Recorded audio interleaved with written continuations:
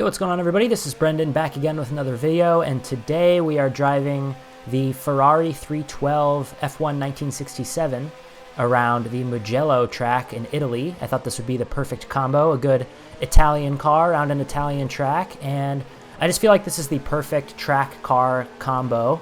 The track is just so suited for this car because of all the high-speed, winding, long turns and the S-shaped bends that go left, right, left, or right, left, right, where you really have to sync up the car in these corners and maintain the momentum. And for a car like this, it's kind of a medium-powered car. It's about a 390 horsepower V12 engine, and with absolutely no downforce, it's a fast car, and yet it's really easy to, even with the low downforce, to balance the car because it doesn't have too much power that you just immediately spin out the wheels when you get on the gas. But it's still enough power that it's a really pointy car on the nose. You get a lot of good front end grip. It doesn't understeer too badly, and the understeer is very predictable. You can really use that brake to increase the amount of front end traction.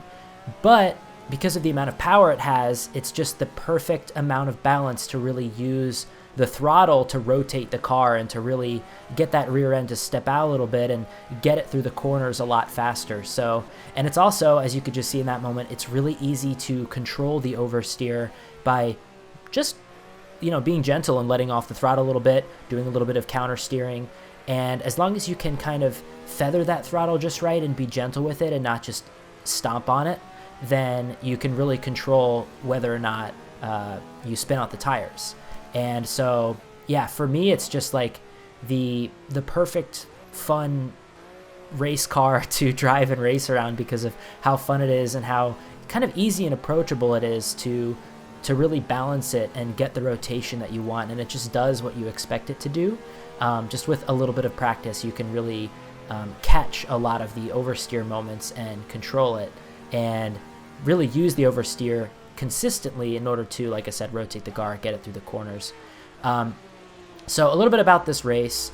I was racing against AI, so this isn't a race against people. 100% AI around this track with this car. The AI is pretty terrible. That's honestly the biggest thing from this video, is just how bad you'll see the AI are. I don't think I'm a particularly fast driver or anything, and I was able to very easily beat these AI. And the other thing about them is, at least around this track, well, I've noticed it in a lot of tracks, they're pretty good through the medium and high speed corners, but when it comes to the really slow speed corners, the heavy braking zones, they brake really early. And so as I'm going to pass this driver in first place here at the end of this lap, or actually at the beginning of the next lap, into the first big heavy braking zone, or actually no, before the big heavy braking zone, I think it's coming up soon, I basically brake way later than him, still able to make the apex, but he brakes so early I just go right into the back of him and then push him almost off the track. He recovers it, but then you'll see, kind of narrating it before it happens, but whatever, you'll see that he just rejoins the track in a really unsafe manner. So watch him rejoin the track here and just turn right into me. So I kind of freaked out. I was like, what the hell are you doing, bro? But you can't really expect much more from the AI than that, at least in Assetto Corsa. I don't think Assetto Corsa's AI is very good, to be honest. And so maybe what would help is if I turned up the strength of their aggressiveness, so you can actually adjust the aggressiveness scale, and I had that all the way set down to 0. So earlier in this race, when you saw me like go a little bit wide, drive a little bit into the grass, and still be able to recover it, a more aggressive AI would have been able to pretty handily pass me on that corner. But instead, I think they kind of slowed down and tried to avoid me, which actually just allowed me to hold the position. So that wouldn't really happen in real life against real drivers. It wouldn't happen against better AI, but it is what it is. It's still just a great testament to how controllable this car is, that I didn't really predict the tire temperatures well. Thought I was going to have more grip into that corner than I did, and I washed out a little bit wide. Still was able to recover it. Still was basically able to keep it on the track. And yeah, then once you get the tire temperatures up, then it's really easy and fun to control. The other thing about the AI is that they don't necessarily take the perfect racing line through the corners. As you can see with this car, you can kind of abuse the curbs a lot. You can drive over the curbs and get that inside tire into the grass and still maintain traction. And in some instances, it's a much faster line to do that. And actually, throughout this race, I was learning it more and more.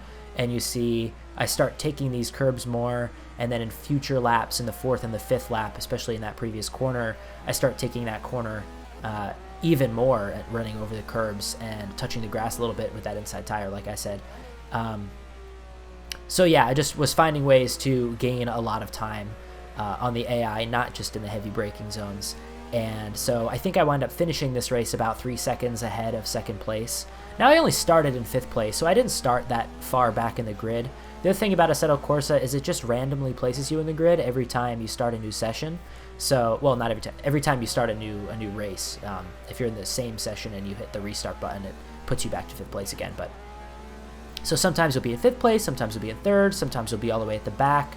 And so I could have re-recorded this video and done one when I was further at the back, but I was just too lazy, and I thought it would be funny to kind of highlight sort of the situations in which the AI really bad, in which they turned into me or broke too early or made weird decisions. And I still think that the driving of this video in particular is just really fun to watch. It's super satisfying, not only to drive this car, but to watch this car drive. Just the way, just how, I don't know, how satisfying it is to hook up all these S-shaped corners, to really get the rotation just right, to really balance the car just on the edge between oversteer and counter steering to catch that rear end. As you can see, I'm driving really over the curbs now and really opening up those corners and gaining a lot of time from it. So this 4th lap, you can see like just the way I catch that there. This 4th lap was actually my fastest lap, even with that little mistake there, the way I caught it. It's so easy to recover, and this winds up being my fastest lap of the day by, I think, a 10th and a half or so.